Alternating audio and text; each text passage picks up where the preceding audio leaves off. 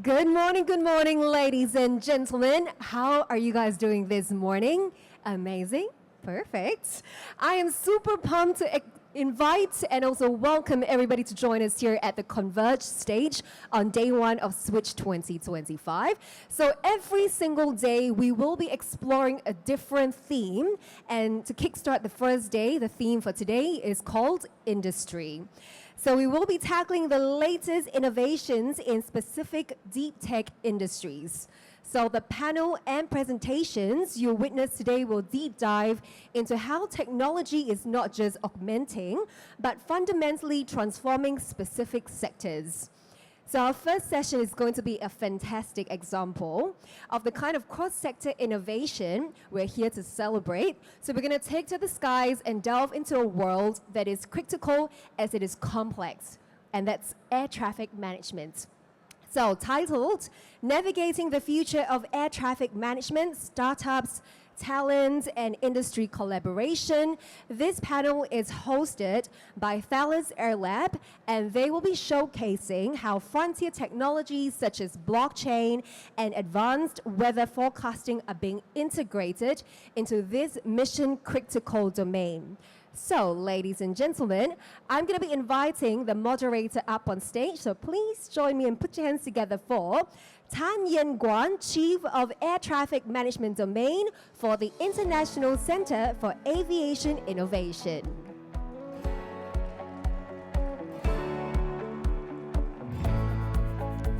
So joining Yen Guan on stage would be his esteemed panelists, Dr. Andy Ting, co-founder of Hella Labs.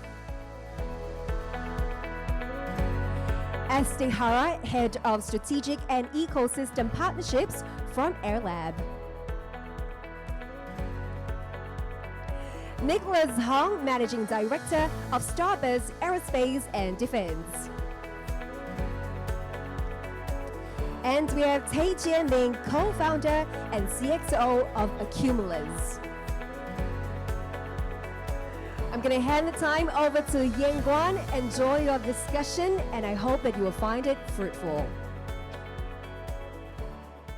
Thank you, and very good morning to ladies and gentlemen. Once again, my name is Yen Guan, and I'm very, very excited and glad to be here.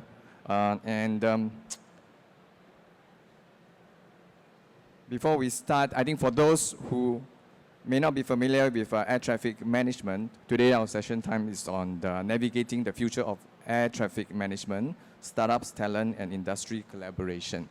Thank you once again for coming by and spending your time together with us. And just to set the context right, for air traffic management or ATM, it is a business that involves keeping aircraft flying safely and efficiently from one place to another. And it covers air traffic control, or ATC, some of you might be familiar with, management of the airspace, and management of demand and capacity in the airspace, as well as at the airports. Now, air travel has recovered post-COVID, and as traffic increases, the sky can get very, very crowded, and airports too. You may have experienced holding at one point or another due to congestion either in the air or on the ground.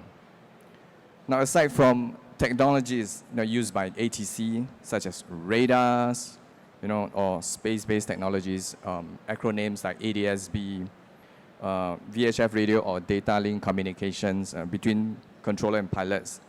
Now, there is an increasing use of IT equipment and systems for various applications to further support ATM in the future. For example, for facilitating the exchange of flight plans, etc. So there are various ATM actors such as the airlines themselves, ATC, and airports. So looking into the future, the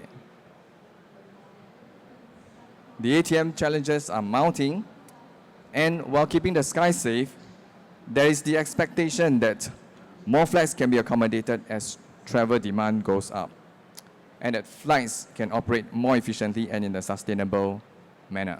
So I hope that this one kind of set the context. We know where we're heading. We have with us quite a wealth of experts from startups and also from Airlab I will let them introduce themselves. First of all, to my left, Dr. Andy Ting. Andy, please. Hi everybody, I'm Andy from Hela Labs. We are blockchain layer 1 focusing on like AI infrastructure and data privacy solutions. Our technology was co-developed together with A-Star Singapore, and then the team members are mostly based in Singapore, and then I think we are very happy and fortunate to have the opportunity to be able to utilize part of the know-how and the technology that we developed in the ATM space. And then I look forward to sharing more with you guys later. Thank you, Andy. Next, may I introduce Miss Esti Hera from Airlab. Hello. Hi, I'm Esti. I work in innovation in air traffic management, ATM, which is basically like what Yang Guan said, is really the unseen system that keeps our skies safe. How do we move aircrafts moving safely and efficiently every day? It's really one of those things, right, when you only notice when it doesn't work. So it's really great to be here, talking about how we can keep improving it. I lead strategic and ecosystem partnerships at the Air Lab, which is a joint collaboration between Thales and the Civil Aviation Authority of Singapore. And about a decade ago, I was also an air traffic controller myself at Changi Tower with CAS. So at the Air Lab, our role is really to explore how new technologies, new concepts, and new ways of working can make aviation, specifically ATM, safer, more efficient, and more connected. And particularly in our region in Singapore, in Asia Pacific, where airspace is complex and traffic is growing rapidly. So as you know, by 2043, the traffic is going to double. And 46% of the world's passenger traffic is going to go through APAC region. So it means 1 in 2 passengers in the skies will be going through us. So there is a real urgent need to modernize and cope with that. So a big part of my work is really building the bridge between the operational aviation world and the innovation ecosystem, especially startups. Why startups? Because they bring, agility, fresh thinking, and we are able to explore new emerging technologies like blockchain, AI, privacy preserving, data sharing, and all these things, right? That it's considered really quite new in the ATM industry. So my focus and Airlab's focus is to really to help good ideas meet operational needs, and to create the conditions where innovation can actually move forward in a meaningful and workable way. So that's why I'm actually glad to have this conversation. It brings together, industry, startups, talents, which is exactly the combination that we need to improve the future of ATM. Yeah, that's all. Thank you. Thank you, ST. And next, we have Mr. Nicholas Hong from Starbucks. Good morning. Good morning, everyone. I'm Nicholas, and I'm responsible for the operations of the Singapore office for Starbucks. So Starbucks, we are an global aerospace and defense advisory. We are headquartered in France, but we do also have offices across Europe, US, Israel, and Korea. Now, for the Singapore office, we do focus on 3 primary areas. The first being our strategy consulting piece. So what we do in this case is that we work closely with corporates and government institutions to help them on market and innovation strategy, as well as technology road mapping. Our consulting work helps identify emerging technologies, design innovation frameworks, and also help our customers implement transformational initiatives within their organizations. The second piece of work that we do, or rather that we focus on, is our innovation services. So we build and run innovation programs that help to connect startups to corporates as well as the industry. Some examples of things like that would be scouting for high potential technologies, facilitating proof of concept or pilot projects, as well as creating accelerator or open innovation programs that can drive the adoption of dual use technologies. And our third line of business is really our venture arm. So we do invest in early stage startups in the global aerospace and defense sectors, and we are 100% dedicated to these 2 sectors. beyond capital, we also provide strategic support as well as access through our international network of investors, partners, and mentors. And all this is to help our startups commercialize faster, scale faster, and also gain access to new markets quicker. So in a nutshell, we do see ourselves as an enabler for the ecosystem. Thank you, Nicholas. And we have also Jieming from Accumulus. Thanks, Yan Guan. Hi, everybody. My name is Jieming. I'm a co-founder at Accumulus. We are an early-stage startup founded in Singapore during COVID by an airline pilot who codes, not me. We are building AI agents that help pilots and the other professionals driving aviation operations 24/7. And the problem that we're trying to tackle is that the operational information that these professionals deal with every day are fragmented, complex, and constantly changing. So what this means for them is that they are wasting precious time every day struggling to get the right insights. They wind up making many suboptimal decisions, and that generates about 60 billion US dollars in waste to the industry every single year, including 28 billion US dollars in unnecessary fuel burn. So what our agents do, they are trained to think, learn, and adapt like these professionals. And they do the heavy lifting for these professionals so that humans can focus on the higher order tasks that have a real impact on their operations, the fuel consumption, and even the sustainability. These agents are powered by our patent pending AI platform, which we have designed specifically for complex aviation operations. And our first agent, which is meant for pilots, was launched earlier this year, and it's been used by pilots from over 15 airlines. And we were also recently winners at the Royal Air Maroc Digital Open Innovation Challenge, and we'll be embarking on an enterprise implementation with them in a few weeks' time. Beyond pilots, our vision for our platform is actually to be the driver for a better connected and more collaborative aviation ecosystem. So we're actually very happy to be working with AirLab with the support of Starburst on a POC next year to show how our AI can help enhance their regional collaboration platform, and also how we can connect end users like pilots and air traffic controllers to make better decisions collaboratively in real time. Yeah, thank you. And thank you, Jieming, and thank you all the panelists for introducing themselves and what they do. Now I think we can straight away, we are ready to jump right on into question number one I have here, right? To set the scene, we talk about ATM challenges. So how do we then identify what are those ATM challenges and how do we go about dealing with those? I have the first question lined up for AirLab and ST. Now, given the complexity of air traffic management, how do you decide which challenges are worth tackling, and what role does AirLab play in this process? Thanks for the question, Yan Guan. So yeah, air traffic management sounds very technical and complex, right? But at its core, it's really about how do we keep aircraft moving safely and efficiently. That's really the whole thing about it. And because flights cross countries, regions, and weather systems, there are really many moving parts that that need to work together.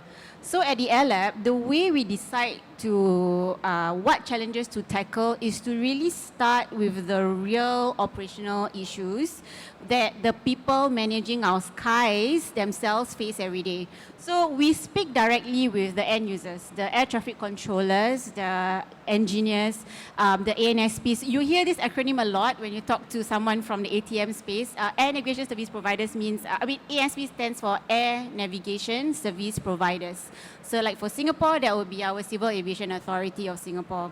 So, so we speak to them to really understand where the bottlenecks and the friction points are. Right, so then we run discovery workshops, to translate those insights into clear, testable problem statements. And with that, right, that it will help us to guide the kind of solutioning that we want to develop in-house. We do have, we have a whole team of developers and engineers at the Air Lab. And at the same time, we also use these problem statements to help us guide, to scout for startups, right? They are able to help answer the problem statements that we have identified. So in Asia Pacific itself, a major theme is actually airspace complexity. We have many national boundaries, airspace, different systems, and also different levels of digital maturity.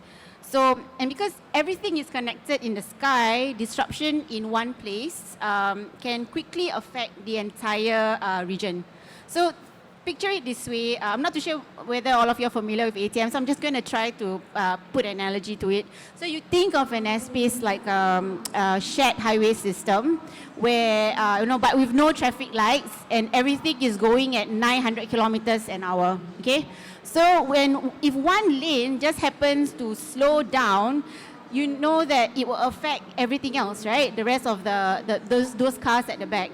So what we need is really to test better ways of coordinating before we change how the highway is run. So for example, closer to home, like in Singapore, as we know, all arrivals, all departures are international. We do not have a domestic airport, right? Where do we go? So whatever we do, if you want to change anything, it will impact our direct airspaces, our direct neighbors. So that's why I think AirLab, we play a unique role. As a research aviation lab, we act as a neutral bridge. What we want to do is to bring different stakeholders together, and we want to provide them a safe environment to prototype and validate before they can even consider, bringing it into live operations.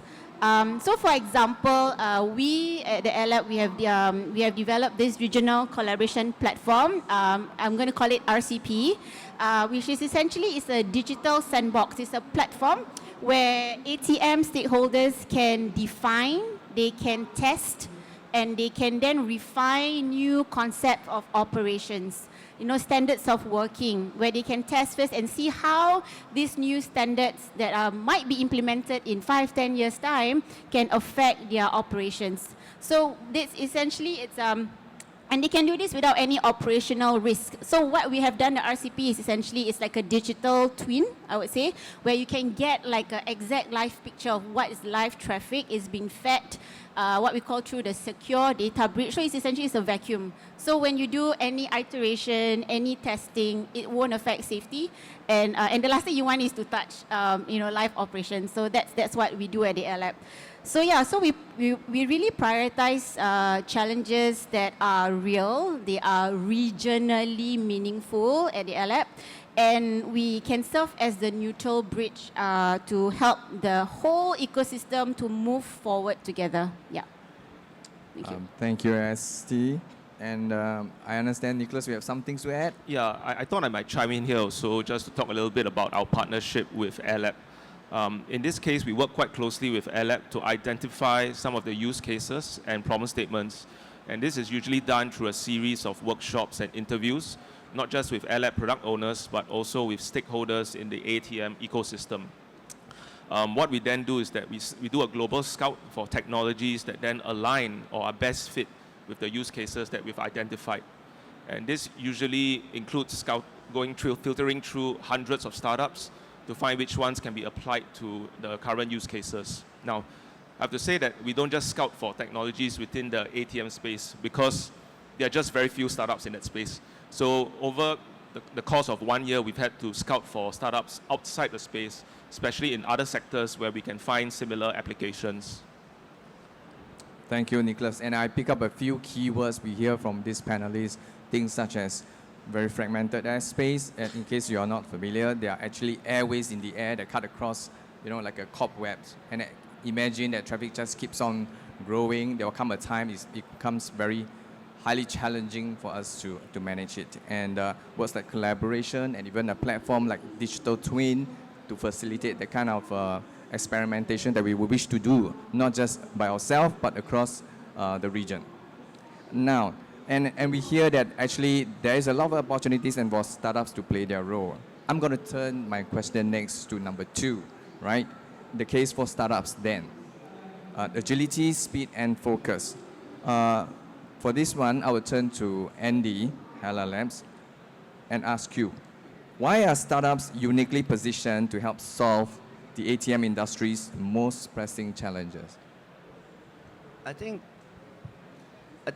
startup it's actually uniquely to position to solve like ATM challenge, largely because I think startup is able to move in more agility and speed, because versus certain more mature solutions and more established organization, startup is willing to look into new problems and then fully dive in and then uh, go into work towards that problem, test new solutions, and these new solutions sometimes they don't immediately click. So often there's an iteration process where you try something and then it fails and then it comes back. We come back to it later and then we try to fix it and then come back again until we finally get the solution right. So in that case, I think in a lot of innovation, startup is actually very suitable to be doing this part of the innovation.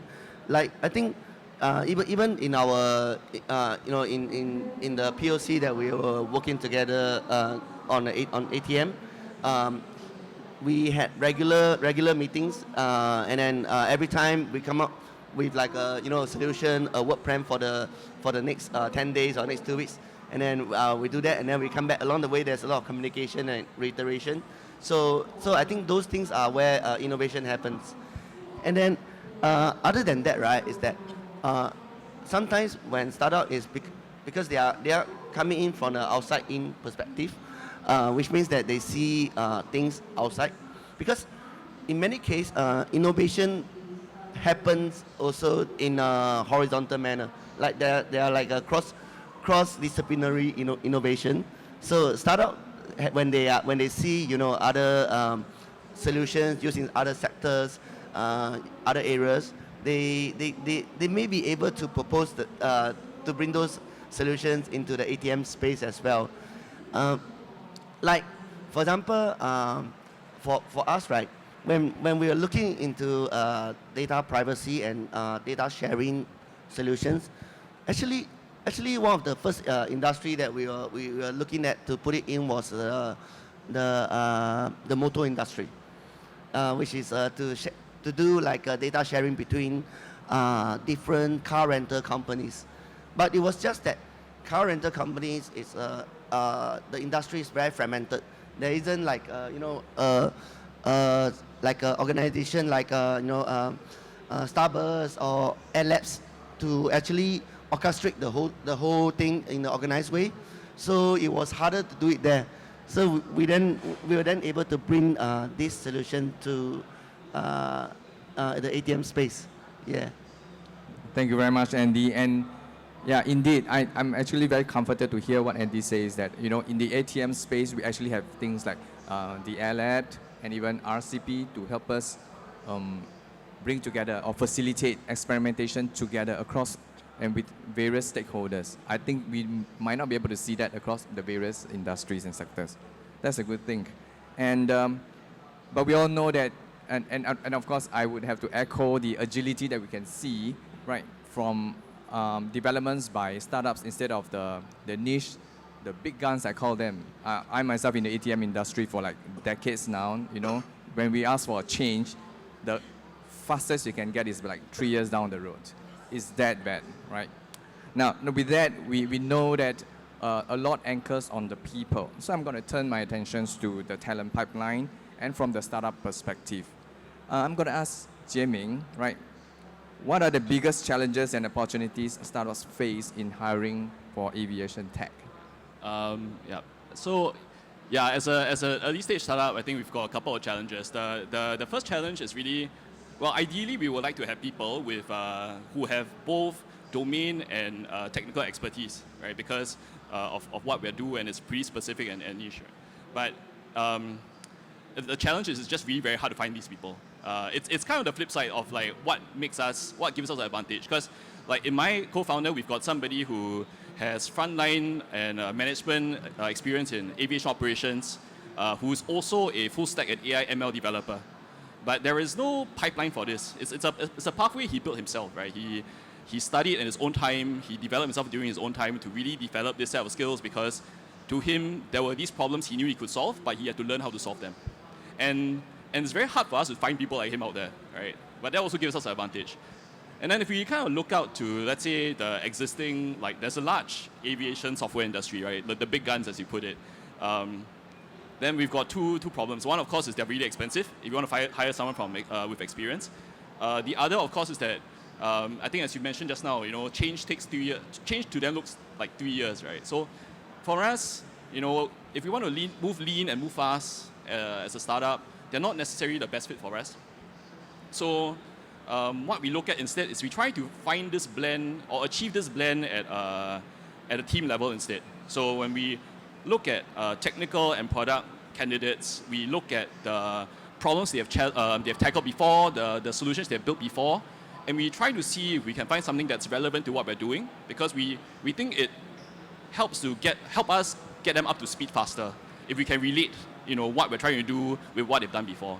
And to make up for the lack of domain expertise, we then look to, and I think this answers the opportunity part. We actually look to aviation professionals who are actually looking to find a value-added role within the sector to drive innovation within the sector. So it could be people like pilots, air traffic controllers, who have lived with, experienced the pain of the very problems we're trying to solve, and they want to be part of the solution.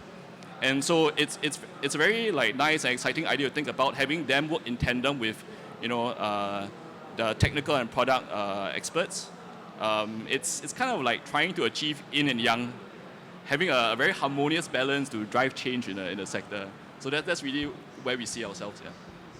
Thank you, Jiaming. And I caught on the word, aviation professionals driving innovation. Now, this really stuck with me, right? How do you bring domain and the technical expertise together? And increasingly, we see that we could, right, with that extended collaboration and experimentations, development together. So, talking about building talent through this ecosystem, I'm going to turn my attention to Starburst and Nicholas, right, and ask you, how can the ecosystem better support startups then in building talent pipelines for aviation innovation?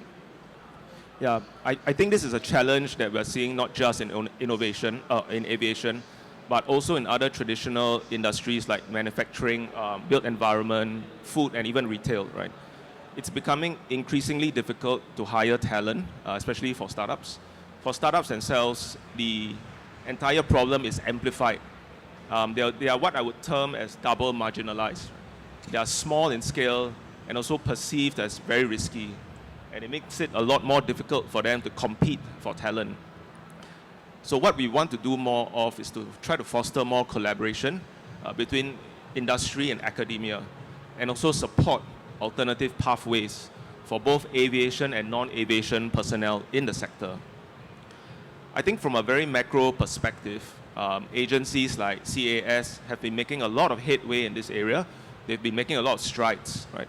Whether it's strengthening existing pathways for young Singaporeans to enter the aviation sector, or even creating new ones for mid-career job seekers to then pursue a career in aviation. But as my panelist Jiaming had also mentioned earlier, I think we need to go beyond the traditional approaches, right? For example, today we have work-study programs, we have internships, we have capstone projects, and all these are through our IHLs. But somehow all those alone have not fully closed the talent gap. And so we really need to broaden the talent funnel and draw from other specializations that can be applied to aviation challenges. Because I think innovation alone just doesn't come from technologists or engineers, right? Innovation can also come from people with very diverse backgrounds, such as arts, science, hospitality, and also business. I think the key here today is to create the right opportunities and the right exposure for them to see how they can translate their skills and apply them to some of today's aviation challenges. And finally, I think we also need to support pathways for experienced aviation professionals. So many of them come from very traditional MRO or airline careers, and they don't really see a clear path or clear route into an innovation or tech role. So if we can create more structured transition programs, whether it's through short upskilling of courses, like the ones that Skills Future and our trade association AAIS has plentiful of, or maybe even a rotation into an innovation role within their respective organizations, or even perhaps an attachment with a startup. then I think we can then deploy some of this deep domain expertise into some of the more higher impact innovation areas that we so sorely need.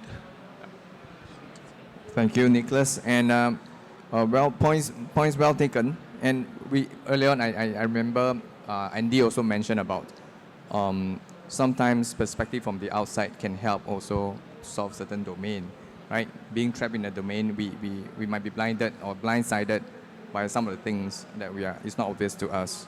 So I'm going to shift gear a little bit and consider how we can make innovation operationally relevant.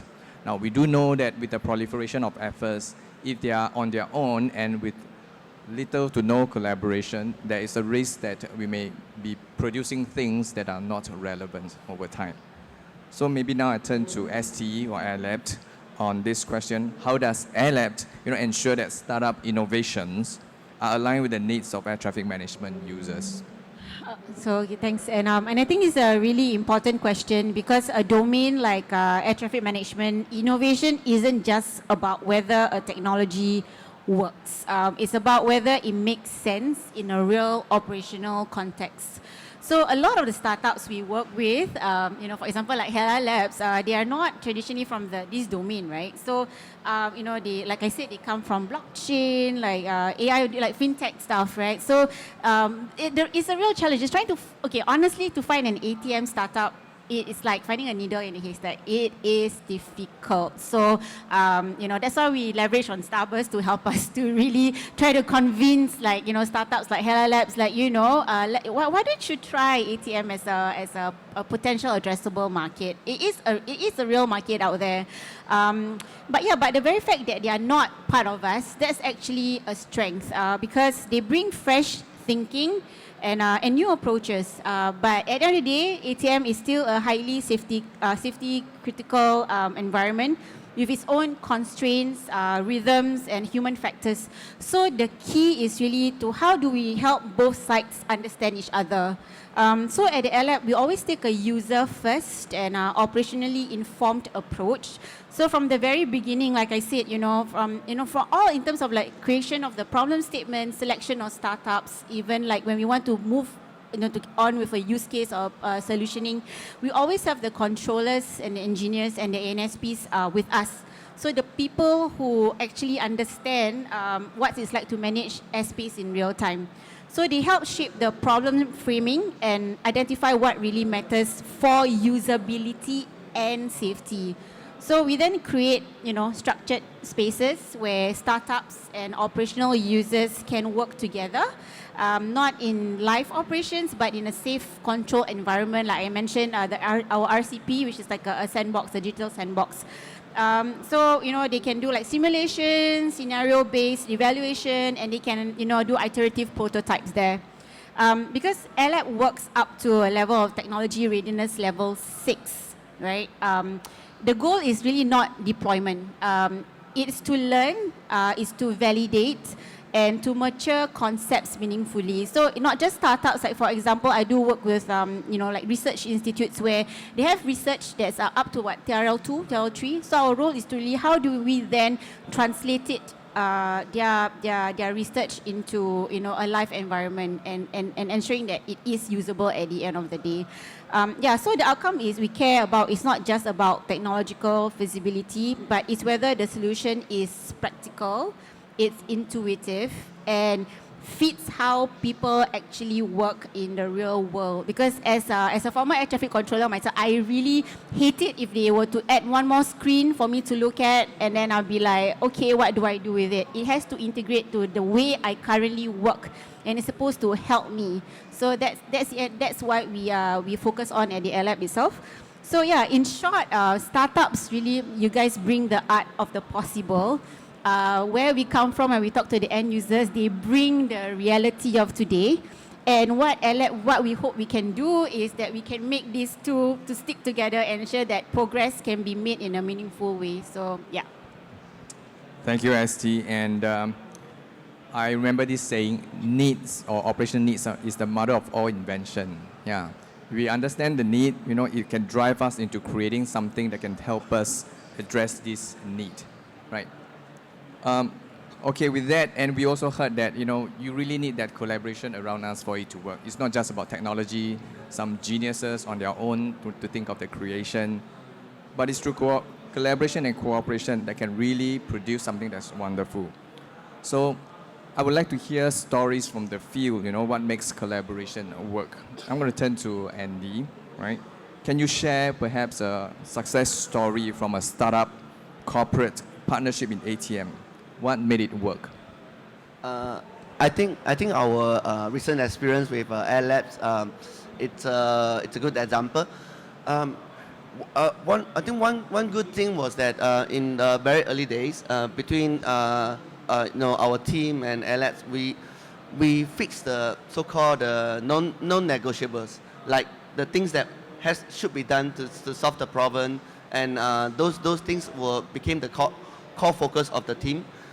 And at the same time, while we have the targets, the non-negotiables, I think Alex also provide us a lot of flexibility, a good framework where we could exercise our innovation and creativity to come up with a proper solution that can actually bring a new way of doing things and solve some problems as well. Other than that, right, I would say the commitment and between the teams as well as the rhythm. The rhythm, when I say rhythm, it actually means that the regular meetings as well as the regular meetings that we have to keep each other updated of the progress, and then identify early issues that because before this we were never in the ATM space, so with a lot of help from the experts in the aviation in that space, right, they could easily tell us that, hey, according to our domain, this may not be the best direction. You may need to shift this a little bit, shift it a little bit there. So at least whatever we do, when we are moving, we are constantly moving forward. Even we have some hiccup, we are still at least falling forward. So those are, I think, very important things that allowed the collaboration to be, highly successful. Indeed, heartening to hear that the collaboration works out very well, even for the startup, and a very good experience. If I Yes, can ST? add to that, I think I think it was a two-way street, really. I mean, as much as you are learning from us in terms of our domain expertise, at the same time, it's a great exposure for the Air Lab engineers themselves to be able to expose themselves to learn more about the blockchain, because that is something that we don't typically deal with, right? So it's really a two-way street, and we really appreciated the team from Hella Labs for really their openness to learn and also to share with us about and I think the way it worked is because I think it was an honest discussion, really, like from the start. We had to adjust the scope along the way a bit, to trim down a bit, and I think but regular communication, I think that was what helped. And although our POC it ended like in May this year, we will still continue to work together. They're with us at the Air Lab booth over near the main stage, and we hope to continue to work together. So I think it doesn't end at the POC. It has to, the true partnership has to go on and explore many ways to work together. Yeah. And I think from each and every one of our own experience, right, we know that for collaboration, both sides, both parties will only benefit. There's no downside. There's only benefits. Right. Now, I'm going to talk about how do we sustain startup engagement post-POC, right? Perhaps Nicholas, how do you keep startups engaged, after a POC, and especially in the slow-moving domain like ATM? Yeah, that's a really good question, Yan Guan. Because in a domain like air traffic management, where the sales cycles are long and where integration or certification can take years to achieve, startups can really lose momentum post-POC. I think the key is to then design the engagement model post-POC right from the beginning, right? That means setting clear milestone on what success looks like. So it could be things like a data sharing agreement, maybe a post-POC extension, or even a pathway to commercialization for both parties. Second, continuous engagement and visibility is crucial. Even if the deployment of the pilot or the POC project is not immediate or doesn't happen straight away, startups need to stay plugged into the ecosystem, and more so for startups who are from other sectors. I think one way to do that is to offer continued visibility through, for example, airspace. So Starburst, we help to conceptualize the platform for AirLab. Airspace itself, platforms like these showcase ongoing projects. They also highlight some of the upcoming opportunities, and they keep startups very visible to potential partners within the ecosystem. And third, ecosystem support actually really matters. So industry partners and agencies, they can help to offer, or rather they can help to sustain that momentum by offering or funding follow-on pilot projects, even cross-airport trials, and even helping to connect some of the startups to other air navigation service providers post-POC, so that these startups can also scale beyond just one site. Right? So ultimately, at the end of the day, it's about building a partnership mindset, not just a one-off pilot. So when startups are able to see a credible path from POC all the way to adoption, when the ecosystem also keeps them visible and engaged, then I think they will continue to stay very invested, even in a slower moving air traffic domain like air traffic management. Yeah. Thank you, Nicholas. And one of the key things I can imagine is how do we, it's all about the people. You attract the talents, right? And it's highly challenging. We have so many domains, so many sectors, right? Tapping into the cross-sector talent is indeed a huge challenge. So perhaps maybe I can turn to Jie-Ming and ask you, how can we attract talent from the other industries, like fintech, AI, or even cyber? How do we bring them into the ATM space? So I think how we can attract them to this space, I think from the ATM space or for the broader aviation tech space for that matter, I think we really got to focus on messaging on the mission and the impact. I think it's something that we relate to as a startup. I mean, we talked about how startups are like double marginalized, everything, and I think if we're talking about attracting talent from industries like AI, fintech, these are industries that pay very well. So we can't differentiate with compensation. We have to differentiate in other ways. So it's really about being able to get a message out there, focusing a message on why are these ATM challenges pressing, what will be the effect of overcoming these challenges. And I think this idea has legs coming from our own little experience as a startup, because when we talk to the people we work with, we talk to the people who want to work with us, a recurring theme has been about how meaningful the work is. And I think especially for those who work with us, every time we get positive messages from users who take photos of the app in their cockpit, it kind of reinforces the meaning for them.